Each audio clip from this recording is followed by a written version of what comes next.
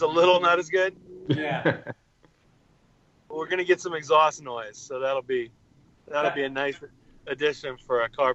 I'll be home. It's gonna take me about 15 minutes to get home, but I mean, it's a car Oh, yeah, podcast. I'll be done and making me some hot chocolate by then. 15 minutes? It's gonna be a quick one. That's It's what I'm gonna be a shooting quick for. one. The last time we did a podcast together, I think it was like a solid 2 hours. Oh. It was, dude. No, yeah, we've gotten much better or lazier since then. I watched Joe Rogan. That fool will go for 5 hours. It's crazy. I know. It's ridiculous. Yeah. I don't have that kind of stamina in my old age. So, yeah. So what's on? Do you want to start, or are we already started? Or what's Mike's got to officially intro us. We're big time now, man. We got sponsors. What? Did you already start? Yeah, no, it's recording. You got to quit doing that. All right. I did it last time, but okay. We'd like to thank our sponsors. Willwood Brakes, first of all. Those guys are awesome. If you're looking to put, modified brakes, upgraded brakes on any type of car or anything involving your braking system at all, definitely go give those guys a shout. They make top-notch products. And then also CRC, as we always say, those are the guys that you do business with and you don't even ever know it. Willie, you talk about CRC a little bit. Oh, man. Yeah, they're like the brake clean guys, the direct injection cleaner, the engine cleaner, all that stuff that you see in your little cleaner aisle of your local parts store. So, yeah, we always say try and support them, over the house brand or whatever it is at your auto parts store, because they, in turn, are supporting this cool industry. While we're at it, Tim, why don't you go ahead and shout out 44 Tools? Yeah, 44 Tools has been kind enough to support not only Tim's Enthusiast Garage, but also S3 Magazine. 44 Tools is the world's largest distributor of tent tools, detail supplies, and paint protection film installation supplies. They send it to 60, 70 different countries, and it's a great company ran by real enthusiasts and people that are really into auto restyling. So definitely cool. So very nice. I gotta ask, man, which car are you driving tonight? So I'm in the I should have picked one with a little bit. I thought I would be home by this time, but it's a Maserati Quattroporte with exhaust from a company called I should get this right. Top Speed. No, I don't know what the name of it is. Oh, that's horrible. I thought it was going to be like I'm so sorry. I thought it was going to be like a weird Italian name. You're trying to get the pronunciation right. It's this U.S. company that How do you pronounce this? Top Speed. Top Speed Pro 1, I think is the name of it. But they make exhaust for like Japanese stuff, and then as they kind of went on, they started buying Italian stuff, and we're like, hey, I bet we can make this sound good too. So they do. So. Cool. Yeah, so I learned something new exhaust tonight. noises droning. Tonight I learned that if you're making tacos, what you want to do with the flour tortilla is to take a fork and put like a dozen just little stab marks in the tortilla, and then you put it in the oven at 400 degrees for about 5 minutes, take it out, and then cover them and put them in the microwave for 30 seconds. And you've got the perfect taco shells. Really? Some of you guys might already know that, but we got to tell, if you don't know it, you're welcome, man. I did not know that. Dude, I have never used that process. It changes everything. It changes everything. It's a little tedious, but all right. I swear, dude, best tacos of my life tonight, and that was the secret. All right, so I know, Tim, you were fired up about this earlier. Or not fired up, but emotional, so to speak. So you fight with some of the old fogies on social media. They did not understand your position. Yeah, I could not believe how it offended. So when I woke up this morning, yesterday was Facebook outage day. Mm-hmm. It will forever go down in history as being Facebook and Instagram and WhatsApp were out, and we've got this Motor Vice show coming up next weekend in Dallas, Texas, And a lot of the promotion that we're doing for that is via Instagram. We've got Instagram ads running and stuff like that. And so all day yesterday, it was like we had an ad campaign that was going to run, and it literally didn't run. And the 44 Tools guys, we referenced them. Their sales guy, Brett, he handles like international sales. So he had like 28 different contacts, and his only point of contact, because of translation and everything else, was Instagram DM and WhatsApp. And both of those were down from like, I don't know, some point in the morning, because I remember I posted to Motor Vice and Tim's Enthusiast Garage yesterday morning, and then it was like at 11 or so it went down. And so it was, you know, you think like, oh, it's, you know, it's kind of funny, like, oh, it's a denial of service, or, you know, whatever, or, you know, people joke about stuff like that. Well, then at midnight when I went to bed, it still wasn't working. Like it was still down, and nothing had been posted, and nothing, you know, it was amazing to me, like that even could happen, because it's essentially, you know, they have such a monopoly on our communication that it's like, you know, I made the analogy that it's like, imagine if Vodafone and Sprint and AT&T or Verizon, like imagine if, you know, every cell phone carrier went down. You know, that'd be like the top headline. And Yep. so, you know, when I figured, the first thing I did when I woke up this morning was I checked news, and I'm not talking like, you know, Facebook or Instagram or anything. I checked like, you know, CNN, Fox News, and NBC, and literally like, for example, on my iPhone, on the news app, the first article about it was 3 pages down, and it was like kind of a funny, like, ha ha ha, Facebook was down yesterday, like, you know, whatever. And I'm like, you know, I cannot be the only one. You know, 44 Tools is a $7 million company. It's not a huge company, but a big company. You know, Motor Vice, we do shows all over the United States, and you know, we rely on the communication that these platforms give us. Nah. Shit. We're losing you, And Tim. I don't know where you're driving right now, but you need to leave there. All that stuff. He can't hear Yeah. you. Dang it. Are we getting smashed? No, I was making a point. I had a valid point. Am I back? You're back now. Crap internet Okay, connection. sweet. You're back. Where did I get lost? That was y'all's, yeah, that was something with y'all's phones and stuff. I'm sorry. I apologize, internet. Anyways, my point is that how quickly all that stuff can go down, and you know, we just sort of take it for granted, and I was really surprised how people people older than me, so like late 40s, 50s, you know, even mid 40s. One guy, you know, in his late 30s, were like, yeah, I really missed seeing pictures of my friend's dinner. And I'm like, you know, like a lot of people use WhatsApp and Instagram and Facebook for like legitimate, I mean, it's like a legitimate communication platform. It's like legitimate marketing campaigns. It's a legit tool for business in general. For sure. Especially WhatsApp. I use that a lot to talk to people outside of the country. Absolutely. It's crazy. So I guess the question is, it's become like this lifeline that we're all dependent on. And me and Mike have preached about this a lot in the magazine over the years, but like, it's become a lifeline for people without us really realizing how dependent we are on it.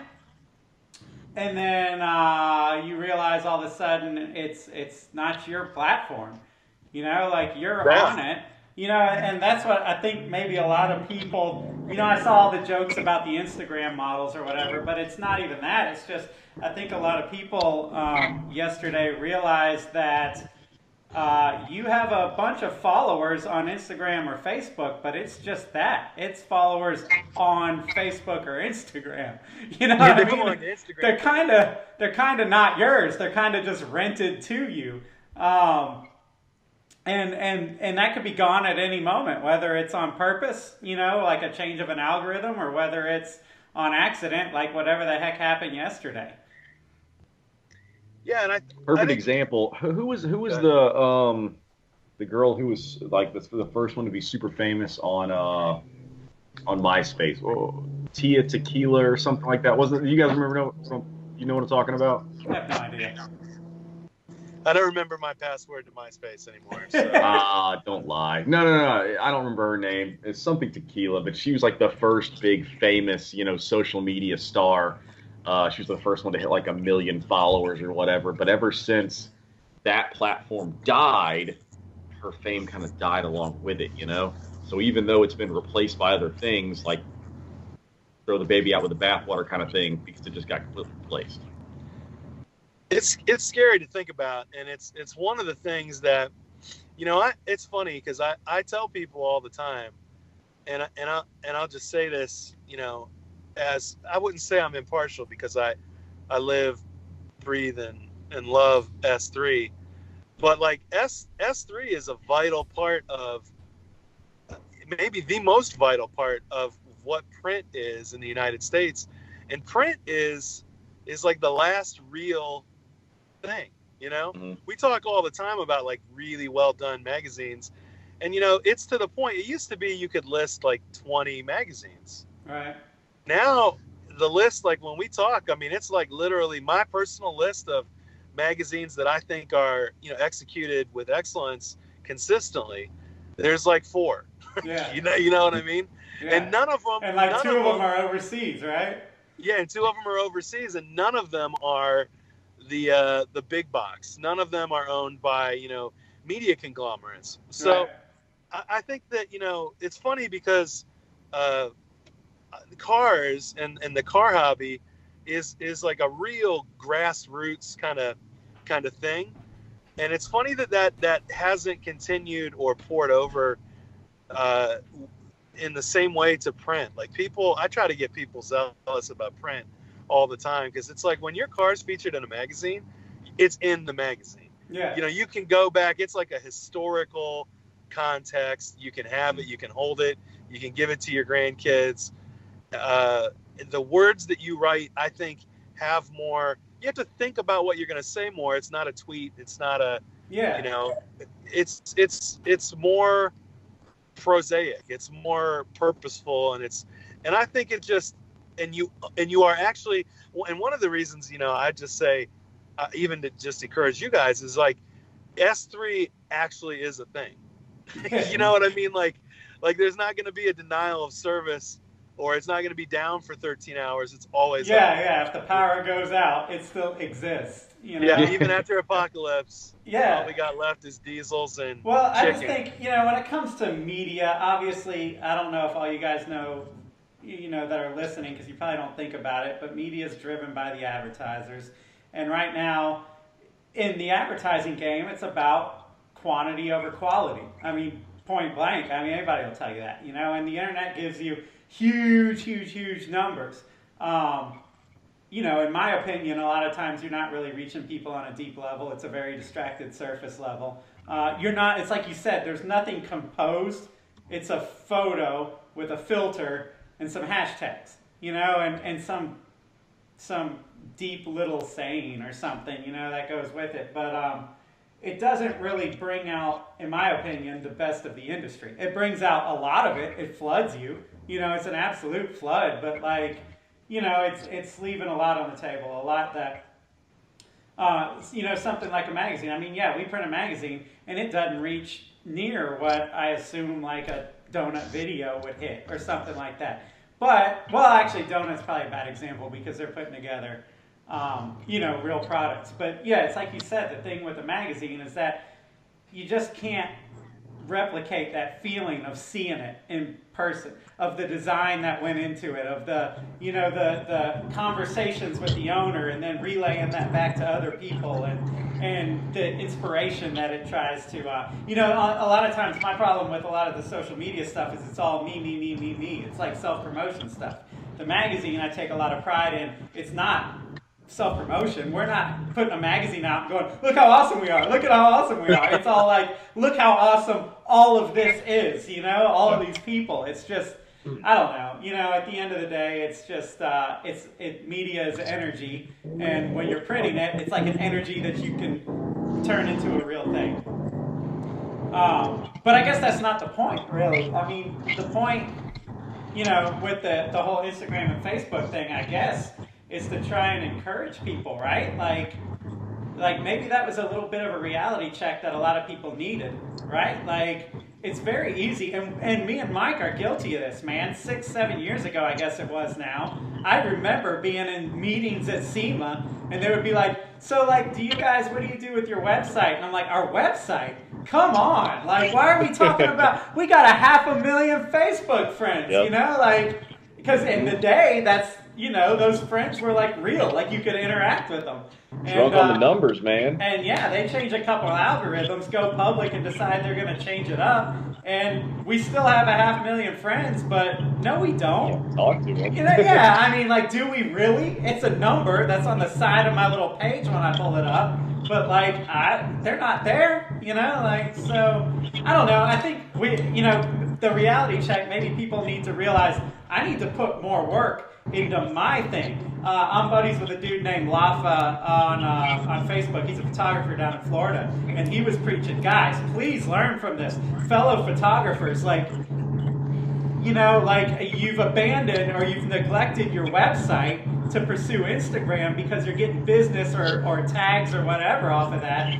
But that's not yours. You are not, that's not your house. They can say get out whenever they're ready to, absolutely out. Could absolutely just shut the door anytime he wants to. Yeah, so whether you guys are whatever, brands, photographers, whatever you're out there doing, I think we've all fallen into the mindset that, social media, you got to do it, and you do. But it's like Mike was saying earlier, we were talking about it, and he was like, it's the whole all your eggs in one basket thing, man. Like, when the whole freaking industry does nothing but social media, you know what I mean? Like, when they totally abandon print and anything else other than social media, and then something like that happens, there's no backup. You're not, you know what I mean? Like, yeah. There's no like, oh, today was a crap day because this went down, but hey, at least my name is still out there in the world. It's like, right. Nah,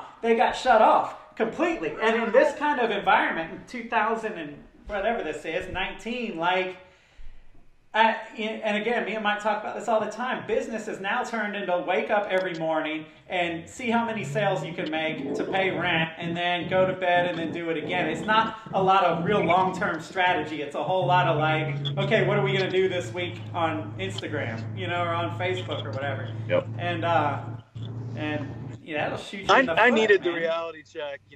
I spent today... actually, it made me look at my SEO results for Tim'sEnthusiastGarage.com. That's right, Tim'sEnthusiastGarage.com. No, shameless plug. It made me really like look at it, and I've been complacent.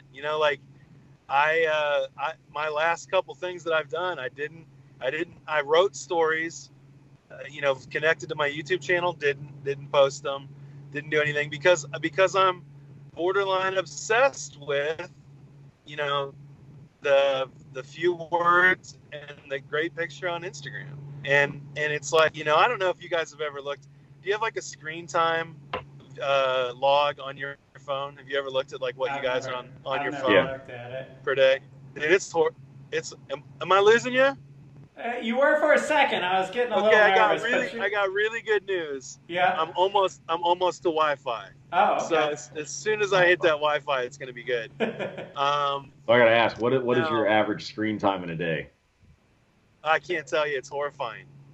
Like it's more than like whatever you think it is, double it, and it's that, and it's like it disgusts me because my life now is Instagram and YouTube channel, and I found myself someone commented on one of my YouTube videos the other night at 3 a.m. and I heard my phone and I grabbed it and I commented back at 3 a.m. Wooly is the only person that I know that still turns his phone off at night when he goes to bed. Dude, I get so damn frustrated when I try to call him in the morning, and I'm like, that bastard's not even up yet. I get 2 days out of a cell phone charge with regularity, sometimes 3. Y'all need to go get some damn mountain bikes or something. You're spending your whole life in front of a freaking phone. No, my screen time's great. I was very happy with my report show this week. Yeah, his screen time's great because he goes, I don't, what the frick, damn it. He just puts it back. It's not working. And that's the thing, yeah, for me, I tried to post something on Instagram and it was just a mild frustration of like, what the heck is it damn freezing on me? And I just closed it and I didn't realize there was a problem until, I guess about, yesterday evening, 9 o'clock or so, it started seeing everybody's panic things and humor things on their little posts on Facebook about it. Something goes wrong digitally, Willie just assumes that it's him because it's always him. Yeah. Whether it's bad luck or whatever. I don't know if Tim's frozen or what, but that's a hilarious face that he was just making right there. Oh, you're back again. If you guys are listening to this and not watching it, Tim keeps freezing. A horrible face? Yeah. This is the podcast that ruins my career. This is the podcast that ends it all right here. Maybe. Nah, nobody's listening to this. I love it. Oh. Maybe you can edit that one. You can go to only you guys for that minute. If it freezes there, I'm gonna start drawing little things on you. Make you look like that Post Malone guy. Do it. Oh. Do it. Do it. You're breaking up get inside your house, please. I'm trying to. I think he's like running inside right now. I don't know what's going on over there. If you can hear us, at least you're frozen on a pretty BA pick right now. Oh. What the hell? You're back. Is it whack? What? Kinda. Am I there? You're grainy. This is the worst. Let me see what's going on. Give me just a second here. Let me make sure I'm connected to the Wi-Fi. It says I'm on Wi-Fi. I should be good now. Kind of, well, super fine. grainy. Whatever, it works. Yeah, it's Super fine. grainy. All right. As long as we can hear your voice. I mean, your picture's about as clear as that porn you used to try and watch in the 90s on, like, Channel 99. Late at night. I saw a There's nipple. there's a boob. I see a boob. Yeah. Oh, well. I'm trying to think, man, is there anything else we need to say that's, like, wise?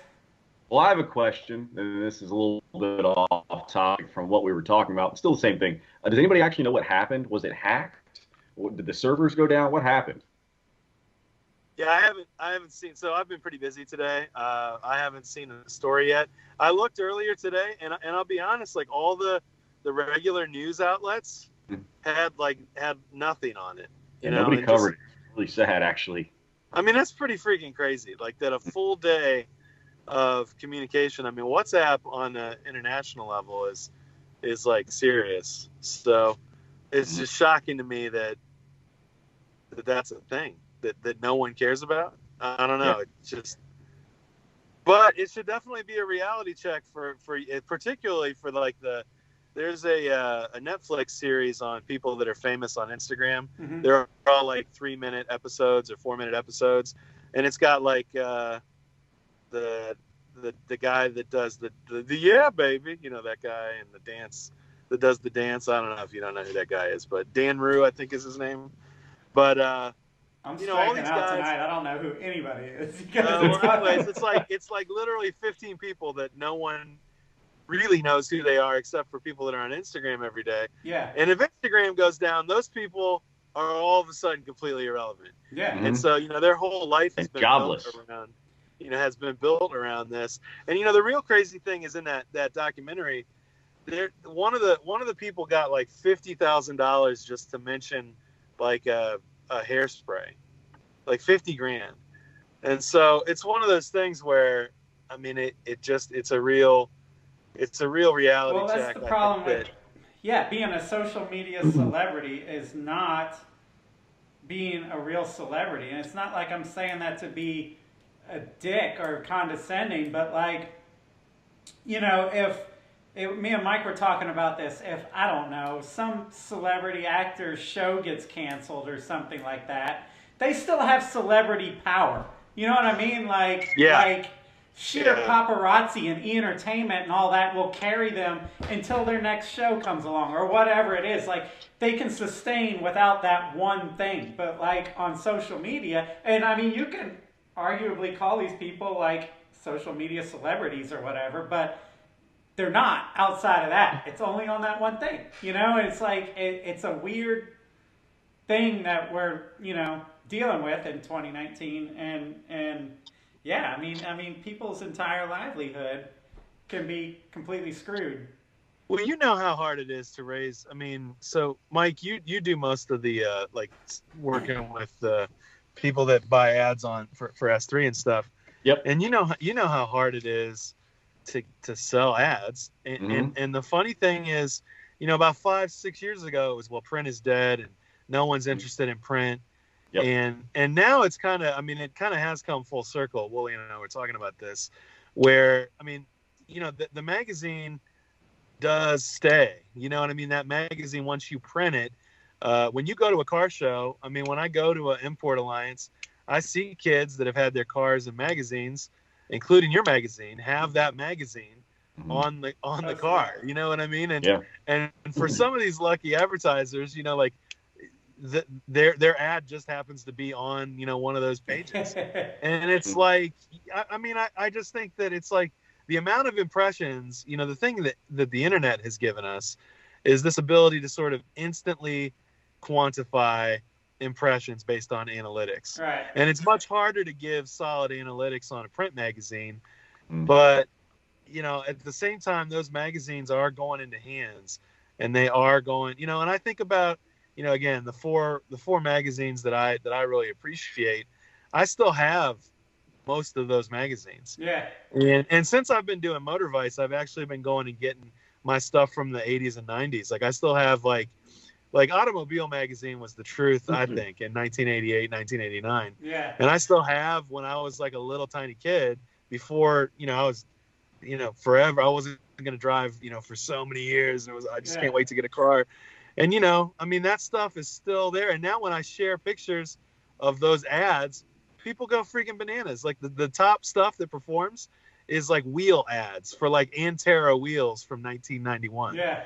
You know what I'm saying? And so it's like, I mean, this is not like a plea to advertisers to like say, you know, print is still relevant, but I'm at the same time, you know, it is tangible. And these media empires that are made up totally of quicksand, you know, like it's sort of a great analogy for the modern era we're in. Like houses are all facade now. Yeah. Like even like people like these Instagram stars are facade. Most of them don't actually look like that. Yeah. You know what I mean? They're using filters and, you know, getting butt injections and like everything else to look. I mean, they don't actually look that way. No one actually looks that way. Yeah. And so there's just a whole bunch of facade. And it's like at the end of the day, like you said, go get a mountain bike. You know, damn right, man. Go take a walk in the woods. You know, I just had dinner with a friend and we were talking about like the next 10 years, what do you have? You know, and my goal is like we go to vacation way up north, upper peninsula area, or just below that in Michigan, and there's like places where in the winter the population is 60. And I can't get enough of that, man. Get on a snowmobile, go cross country skiing, and just get out. And like nature's amazing, and it's tangible, and it's real, and it really does look like that. Yeah. You know what I'm saying?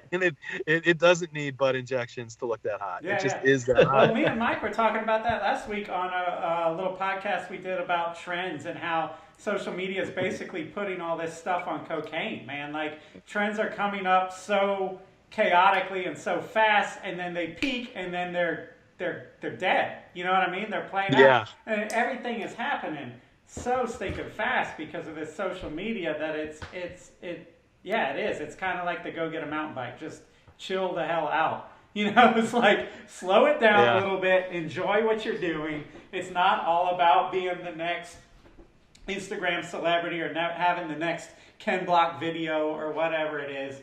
And again, I know I'm biased with the print thing, and we're not trying to necessarily just, you know, promote print with this podcast, but it's like the impressions that, like, we're talking about the old magazines, like back in the Nads era, the John Naderi era, like Super Street, like, that's still with me, man. Like, Yeah. HKS and Getty are still, in my mind, pinnacle companies. Even though it may not be true now, you know what I mean? Yeah. But, like, they have an impression on me that they're like, oh, okay, like, you know, it's a big deal because of the impression that it made on me 20 years ago. And that's because they were buying the back covers of everything, you know what I mean? So, Yeah. I don't know. Print Well, I is mean- like a game of faith, right? Like if you advertise in print, it's just kind of a move of faith that it kind of, you know, you believe in what it's doing, but it's also kind of supporting the industry. You know, to a certain extent, it's an investment back in the industry. You know what I mean? Yeah. It's not just the magazine that you're supporting. It's kind of like, okay, well, let's take some of this money. We're going to put an ad in this magazine. It's going to help the magazine reach people, inspire people, all that kind of stuff. And hey, what goes around comes around. You know, like we put good in, good will come back. It'll work out. It's that kind of mentality. And that's not what people have now. Tonight, you know, these days it's like, all right, we got to make this post. We want to schedule it because I heard somebody say between 9 and 11:30 is the best time. And then, guys, we got to, you know, sell it and ship it and do it again tomorrow. And, you know, oh, we got to make a good hashtag. Maybe that'll catch on. And then, you know, it's like, it's bullshit. Come on. Like, I hate to say it, but you got to start listening to what financial advisors say, man. Diversify your portfolio. If you throw all your eggs into that one basket, it's the same thing as gambling. It's like going up to the roulette table and saying, here's all my money, put it on black. yeah. Because if it goes bust, you're done. You know, like you were talking about how chaotic yesterday was. Just imagine, worst case scenario, if Zuckerberg literally pulled the plug and said, we're not doing this anymore. So Instagram, Facebook, and WhatsApp are just gone. Goodbye. We're not in society anymore. Thanks, guys. Thanks for playing. It's over. Think about how many businesses would just be flat out of business because they did nothing to No, because the diversify next their day marketing. there'd be another one, and everybody would race to hurry up and throw money into Yeah, it. but so you would have you'd be starting at ground zero all over again. Yeah. Well, that's the thing. All this investment that companies have put into either Instagram or Facebook or whatever it is, yeah, as soon as the next comes up, you got to rebuild your brand all over again. Yeah. You know what I mean? It's insane. There is a lesson, and I think, you know, the more people, I mean, clearly I'm not 20 years old anymore. Yeah. And the more I talk to people like Hunter and millennials that and I hate to keep mentioning things I'm involved in. I promise I'm not really trying to name drop, but Send you an invoice later. what's that? Send you an invoice later. So the show that I do, the show that I do that will remain nameless, that we do in different areas of the country. You can say it. Say the You can damn say it. I was show. kidding, man. No, but Jesus. but the Motor Vice shows have been like unbelievably tangible because I get to meet these kids that are, you know, were not alive in the 80s and 90s, Right. but are so connected with the. I was trying to explain to someone, you know, what makes us different from any of the other sort of new wave shows that are going on.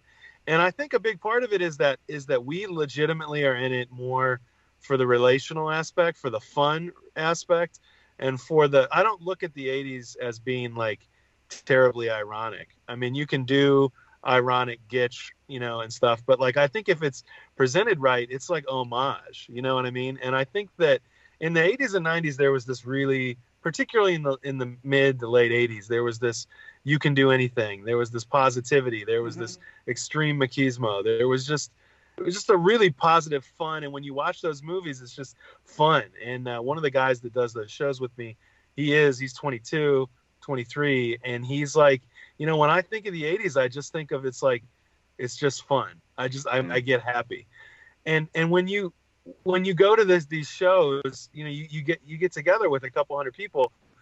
and it's tangible and it's a real thing. And so there's not a million subscribers, or there's not a million followers, or there's not, I'm not getting paid $50,000 to mention Hairspray, but there's this unbelievably tangible, real thing that's happening where people are connecting. Because as great as having 1 million or 100,000 followers is on Instagram, you're not really connecting with those people. There's a couple people that you end up meeting in real life, or there's a real bond with. But for the most part, you just don't have the bandwidth to even do that, to remember all this stuff. But when you make a bond with a real person, when you meet a real person, when you have an experience with a real person, and again, I mean, I think that the reality check is that 100,000 followers isn't really a real thing. I mean, you know what I'm saying? It's not real. And so I think that the lesson is tangibles better. Print, I think represents a tangible thing. And so to get back to building, you said portfolio, and I think that's great, is like these media empires that exist of, like, a bunch of different online brands, there has to be something tangible. I think that there has to be physical things. Physical things at the end of the day are what we interact with as humans. Well, and that's the difficult thing for, like, us being a print magazine. It's like, y'all, print's expensive, and now in 2019 we are competing with free across the board. Like, all media is free except for ours, which takes a ton of money to print every time we make it. And it's just like, dang, man, how do you continue to produce and compete with free? You'll never be as big as the guy that's free. And it has nothing to do with quality. I'm not saying we're the best magazine. We're not. Like, we're all right at doing what we do. But you know what I mean? Four. Like, thank you. Thank you. Out of like 6. Thank you. No, you know what I mean? But, like, I'm not. Top 2. You're my top 2. Yeah, what I'm saying is quality, take it out of the equation, because you can't compete with the guy that hits, millions for free. Having said that, I think you just struck on something, at least with me, and then you kind of kept going. But yeah, I mean, you have 100,000 followers on Instagram, but you don't. That number's there, man, kind of like the devil telling you that you're famous. But, like, do you really? If you make a post, and every time you make a post you're averaging 300, 400, 500 likes, that's how many followers you really have. You know what I mean? At any given one time. Yeah. That number, 100,000, is just the people that clicked the button one time. But they are not seeing everything you post. It's just not. That's good wisdom. Yeah, well, the numbers aren't wisdom. real. And at the risk of proving that point, I'll hang ourselves. We have 500,000 on Facebook. No, the hell we don't. Because we'll make a post and we'll get 30, 40, 50 likes. You know what I mean? Because we don't. I mean, 500,000 people have at one point said, yeah, whatever, I'll like that. But they're not seeing what we post on a daily basis, unless we are, at this point, pouring money into it. You know what I mean? And I mean really pouring money in. Like these, like, oh, I'll throw $50 at it. No, that ain't gonna do it. That ain't tipping the scales, right? Like, so that 500,000, 500,000 number is just a hostage number, man. It's just a number that Facebook has decided to, set a value to us, and in order to reach them, pay up, sucker. I mean, that's... Well, I don't know. I mean, now I'm going to tilt back the other way a little bit. I mean, I do think, there is something to be said for, I mean, I'm not, again, I don't want to be, Instagram, and particularly for me, Instagram has its place. Yeah. And I think, if you've got 100,000 followers on Instagram and you're consistently getting a couple thousand likes, I mean... Well, I think that realistically you have a couple thousand hardcore followers is what you yeah. There's a percentage there. There's definitely... Well, I do think that there is... I think what happens is that there's people that use it religiously, and then there's people that use it passively. I guess what I'd say is there's people on Instagram that are 18, and there's people on Instagram that are 40.